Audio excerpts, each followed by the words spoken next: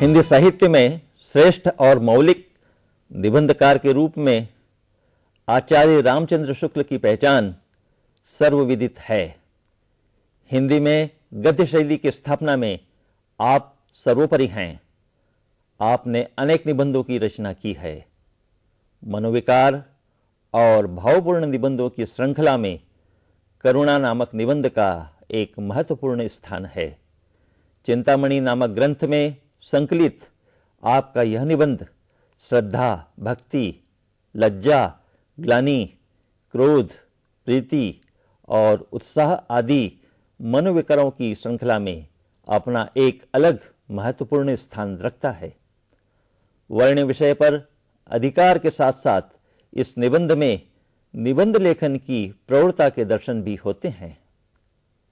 आचार्य रामचंद्र शुक्ल यह मानते हैं कि जब किसी गंभीर विषय पर कोई निबंध लिखा जाता है तो सामान्यतः उसकी भाषा क्लिष्ट और जटिल हो जाती है, किंतु होना यह चाहिए कि गंभीर विषयों की भाषा सरल और व्यावहारिक होनी चाहिए। आचार्य शुक्ल ने इस प्रक्रिया में बीच का मार्ग अपनाया है। इस तरह के निबंध जब वे लिखते हैं तो प्रत्येक अनुच्छेद का पहला वाक्य सूत्र वाक्य होता है और बाद के वाक्यों में उस कथन की उदाहरण सहित व्याख्या होती है। यह एक ऐसी पद्धति है जिसमें पहले समाज शैली में सूत्र वाक्य और बाद में व्यास शैली में विस्तार से उस पूर्व कथन को समझाया जाता है।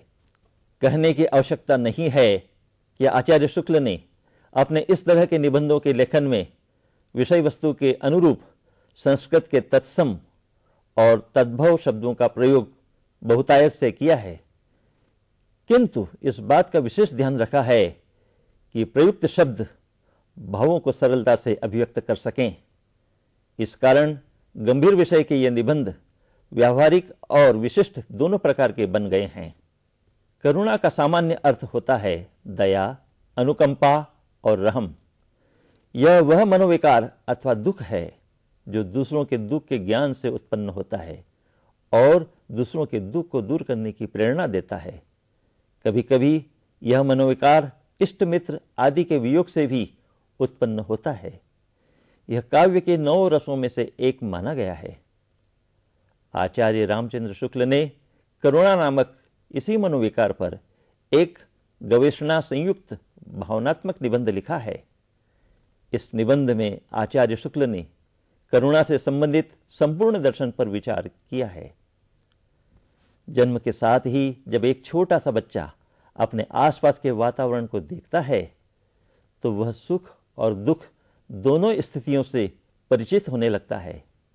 उसके अनंतर वह दूसरों के दुख को देखकर भी दुखी होने लगता है। यहीं पर यह भाव करुणा उसके अंतर्मन में हौले से प्रस्फुटित होता है। क्या आप जानते हैं कि जब कोई व्यक्ति आपके भाई अथवा बहन अथवा किसी परिजन को मारता है या दुख पहुंचाता है तो आपके मन में वह कौन सा भाव उत्पन्न होता है जो आपके मन में या तो आपको दुख का अनुभव कराता है अथवा आपके मन को चंचल कर देता है? जी हाँ, यह करुणा ही है जो दूसरों के दुख को देखकर आपके मन को प्रभावित कर रही है। एक तरह से करुणा क्रोध का उल्टा रूप है। इन दोनों में अंतर केवल इतना है कि जिसके कारण क्रोध उत्पन्न होता है उसको हानि पहुंचाने का भाव उत्पन्न होता है, जबकि जिसके प्रति करुणा का भाव उत्पन्न होता है उसके लिए भलाई करने का भाव जागृत होता है। आनंद की तुलना में दुख ऐसा मनोविकार है जो संबंधित पात्र या व्यक्ति की भलाई करने का भाव रखता है।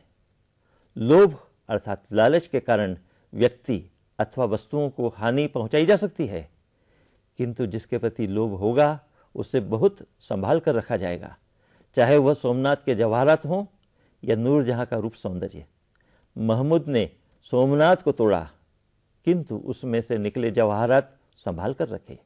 इसी तरह जहांगीर ने शेर अफगान को तो मरवाया किंतु उसकी नूरजहां को बहुत प्रेम से रखा। करुणा और आनंद के बीच का अंतर सुख और दुख से जुड़ा हुआ है। इन दोनों के बीच का अंतर केवल इतना है कि हम अपनों में से किसी व्यक्ति या परिचित की उपलब्धियों को देखकर आनंद का अनुभव करते हैं, जबकि करुणा का भाव किसी भी अपरिचित व्यक्ति के दुख को देखकर उत्पन्न हो जाता है। करुणा के उत्पन्न होने की स्थितियों का क्षेत्र बहुत व्यापक है, जबकि दूसरों के सुख से सुखी होने का क्षेत्र सीमित है। सच तो यह है कि दूसरों को सुखी देखकर जो आनंद होता है, उसका न तो कोई अलग नाम रखा गया है और न ही उसमें कोई वेग या प्रेरणा होती है। इसके विपरीत जब दूसरों के दुख के ज्ञान से जब कभी कोई दुख उत्पन्न होता है, तो उसे करुणा अथवा दया अथवा अनुकंपा आदि नामों से पुकारा जाता है और उस व्यक्ति के मन में यह भाव उत्पन्न होता है कि किसी तरह प्रभावित व्यक्ति के दुख को दूर किया जाए। यहां यह बात विशेष उल्लेखनीय है कि किसी भी व्यक्ति के दुख को देखकर दया का भाव तो निश्चित ही उत्पन्न होगा। हाँ, इतना अंतर जरूर होगा कि परिचित व्यक्ति के दुख को देखकर अपरिचित व्यक्ति के दुख की तुलना में उत्पन्न करुणा का भाव कुछ अधिक होगा। यहां उत्पन्न होने वाली करुणा की तीव्रता जीवन से जुड़े हुए सुख दुख एवं जीवन निर्वाह की सुगमता और उससे जुड़े हुए उद्देश्यों से भी संबंधित होगी। करुणा के द्वारा मनुष्य की प्रकृति में शील और सात्विकता का भाव जागृत होता है। कोई व्यक्ति सज्जन या दुर्जन है, इस बात का पता तब चलता है जब वह किसी के साथ रहता है। जंगल में अकेले रहने वाले व्यक्ति का कोई भी कर्म सज्जनता या दुर्जनता की कोटि में नहीं आएगा। व्यवहार के द्वारा ही व्यक्ति की पहचान होती है। जब कोई व्यक्ति किसी दूसरे व्यक्ति के दुख को देखकर दुखी होता है, तो वह दुख की तीव्रता के कारण करुणा मनोविकार की श्रेणी में आ जाता है। किंतु जब कोई व्यक्ति पहले से ही यह सोच ले कि उसके द्वारा किए जाने वाले किसी भी कार्य अथवा बात से किसी को दुख पहुंचने वाला है और सामने वाले व्यक्ति को उस दुख से बचाने के लिए वह ऐसा कोई कार्य या बात नहीं करे जिससे उसे दुख पहुंचने की संभावना हो, सज्जनता कहलाता है।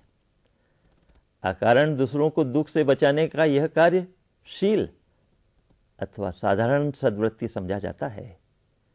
बोलचाल की भाषा में शील शब्द से चित्त की कोमलता अथवा मुरुव्वत का भाव सामने आता है।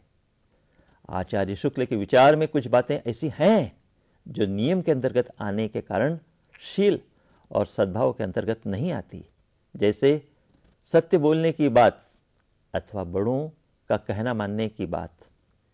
यहां झूठ बोलने से अथवा किसी बड़े व्यक्ति की बात न मानने से यदि किसी व्यक्ति का अनर्थ नहीं होता है तो क्या बुराई है? क्या यह प्रवृत्ति उच्च और उदार वृत्ति का साधन नहीं है? सच तो यह है कि कोई भी नियम शील या सद्वृत्ति के साधन मात्र हैं, उसके समकक्ष नहीं हैं। मनुष्य के अंतःकरण में यदि इसी तरह की सात्विकता की कोई बात उत्पन्न होती है तो यह करुणा ही है। यही कारण है कि जैन और बौद्ध धर्म में करुणा की इसी भावना को बहुत अधिक महत्व दिया गया है। हिंदी के भक्त कवि गोस्वामी तुलसीदास ने भी कहा है, परहित सरिस धर्म नहीं भाई, परहित सरिस धर्म नहीं भाई, पर पीड़ा सम नहीं अधमाई।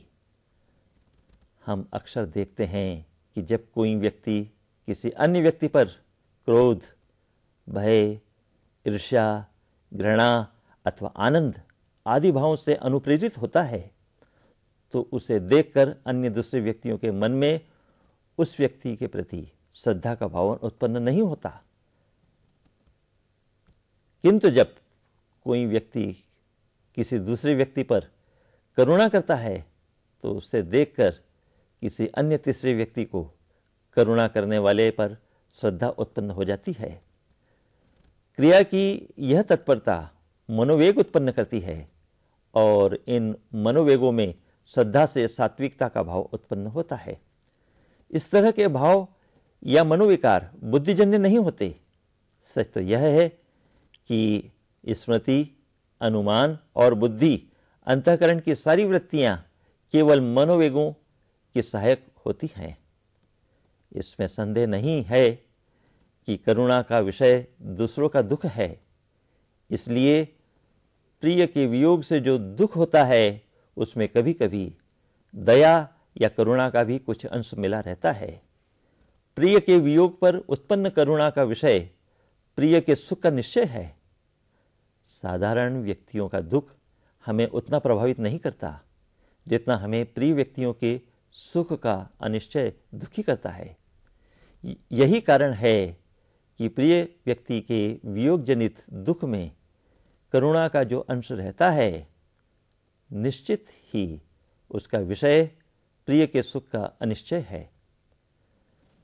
तुलसीदास द्वारा रचित गीतावली में राम और सीता के वन चले जाने पर माता कौशल्या ने उनके सुख के अनिश्चय के दुख को इस प्रकार व्यक्त किया है। वन को निकरी गए दो भाई, वन को निकरी गए दो भाई, सावन गरजे भादों बरसे पवन चले पुरवाई। कौन बिरिछ तर भीजत होंगे राम लखन दो भाई। दुनिया का कोई भी प्रेमी कभी किसी पर विश्वास नहीं करता। विशेषकर उसे यह विश्वास कभी नहीं होता कि जितना वह अपने प्रिय के सुख का ध्यान रखता है उतना संसार में और कोई भी रख सकता है। उदाहरण के लिए माता यशोदा का यह कथन कि जब कृष्ण गोकुल से मथुरा चले गए थे, सब प्रकार के सुख सुविधा होने के बाद भी उन्हें माखन रोटी कौन देता होगा, या यह कि जब यशोदा उद्धव से देवकी के पास यह संदेशा भिजवाती है, संदेशो देवकी सो कहियो, संदेशो देवकी सो कहियो, हूं तो धाय तिहारे सुत की कृपा करत ही रहियो। तुम तो टेव जानती ही वह हो, तऊ मोहि कही आवे, प्रात उठत मेरे लाल लड़ते हैं माखन रोटी भावे। उबटन तेल और तातो जल देखत ही भजी जाते, जोई जोई मांगत सोई सोई देती, कम कम करी के निहाते। अब यह सूर मोहि निशिवासर, बड़ो रहत जिय सोच, अब मेरे अलग लड़े ते लालन, वह है कहत संकोच। वियोग की दशा में गहरे प्रेमियों को प्रिय के सुख का अनिश्चय ही नहीं, कभी कभी घोर अनिष्ट की आशंका तक हो जाती है। जैसे पति के वियोग में एक वियोगिनी संदेह करते हुए कहती है कि नदी किनारे धुआं उठत है, नदी किनारे धुआं उठत है, मैं जानू कछु होए, जेही के कारण मैं जली, वही न जलता होए। संसार क्या है? इसे कौन बनाता है? मनुष्य अपना संसार स्वयं बनाता है। सच तो यह है कि संसार तो कहने सुनने के लिए है। वास्तव में किसी मनुष्य का संसार तो वे ही लोग हैं जिनसे उसका संबंध या व्यवहार रहता है, क्योंकि जिस किसी व्यक्ति विशेष से किसी व्यक्ति की निकटता या प्रेम होता है, वह उसके जीवन से जुड़े हुए बहुत से व्यवहारों और मनोवृत्तियों का आधार होता है। उसके जीवन का बहुत सारा हिस्सा उसी के बनाए हुए संबंध पर आधारित रहता है। अतः ऐसे लोगों में से किसी का दूर होना, उसके संसार के एक प्रधान अंश का कट जाना, जीवन के एक अंग का खंडित हो जाना है। इसलिए ऐसे अवसरों पर सामाजिक जीवन की स्थिति और पुष्टि के लिए करुणा का प्रसार आवश्यक है। समाज में रहने वाला व्यक्ति एक दूसरे की सहायता क्यों करता है? शायद इसलिए कि जरूरत पड़ने पर वह व्यक्ति उसकी सहायता करेगा। यहाँ अपनी अपनी रक्षा के विचार से ही एक दूसरे की सहायता की जाती है। यहाँ पर यदि इस बात का विश्लेषण करें तो स्पष्ट हो जाएगा कि कर्म क्षेत्र में परस्पर सहायता की सच्ची उत्तेजना देने की दिशा में करुणा ही है। यहाँ एक बात और है कि दुखी व्यक्ति जितना ही असहाय और असमर्थ होगा, उसके प्रति हमारी उतनी ही अधिक करुणा होगी। एक गरीब स्त्री को यदि कोई व्यक्ति पीड़ा पहुंचाएगा तो उस स्त्री के प्रति निश्चित ही जो करुणा का भाव हमारे मन में उत्पन्न होगा, उतना भाव किसी संपन्न व्यक्ति या पहलवान या किसी सिपाही को पीटते हुए देखकर नहीं होगा। सहानुभूति का भाव भी देखने में आता है। वस्तुतः जब किसी व्यक्ति को दूसरों के, विशेषकर अपने परिचितों के थोड़े दुख या पीड़ा या शोक पर जिस वेग रहित दुख का अनुभव होता है, वही सहानुभूति है। यह भी कम हास्यास्पद नहीं है कि शिष्टाचार में इस शब्द का अधिक प्रयोग होने से यह शब्द अर्थहीन सा हो गया है। जब किसी पर क्रोध किया जाता है तो सामने वाले व्यक्ति को भी क्रोध आता है। इसी तरह जब किसी से प्रेम किया जाता है तो सामने वाला पात्र भी प्रेम करता है, किंतु करुणा के संबंध में ऐसा नहीं होता। जिस व्यक्ति पर करुणा की जाती है वह करुणा करने वाले पर करुणा नहीं करता, बल्कि कृतज्ञ होता है, अथवा उसके प्रति श्रद्धा के भाव से भर जाता है, या फिर उसके प्रति प्रीति करता है। यह कम आश्चर्यचकित नहीं है कि साहित्य में कुछ इस तरह के उदाहरण भी मिलते हैं कि जिन युवतियों को किन्हीं युवकों ने दुष्टों के हाथों से बचाया, उन युवकों के प्रति उन युवतियों के मन में प्रेम का भाव उत्पन्न हो गया। यहाँ करुणा और प्रीति के भाव का सुंदर समन्वय देखने को मिलता है। करुणा का भाव कहाँ आवश्यक है अथवा कहाँ पर वह आवश्यक नहीं है, यह इस बात पर निर्भर करता है कि समय, स्थान और घटना के आधार पर उसकी उपयुक्तता क्या है।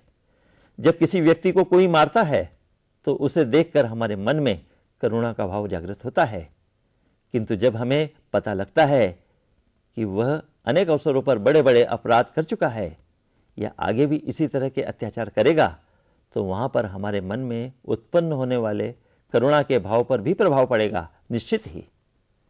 यही कारण है कि हमारे मन में उत्पन्न होने वाले मनोवेग को तीव्र या मंद या दूर करने वाली स्मृति, अनुमान या बुद्धि कोई दूसरी अंतःकरण की वृत्ति नहीं है, बल्कि मन का दूसरा भाव या दूसरा वेग ही है, जो परिस्थितियों के अनुसार उत्पन्न होता रहता है।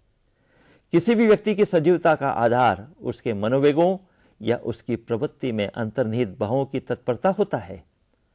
भावों की यह तत्परता किसी के उपदेशों से नहीं आती है। इसके लिए मनोभावों को भावात्मक धरातल पर जागृत करना होता है।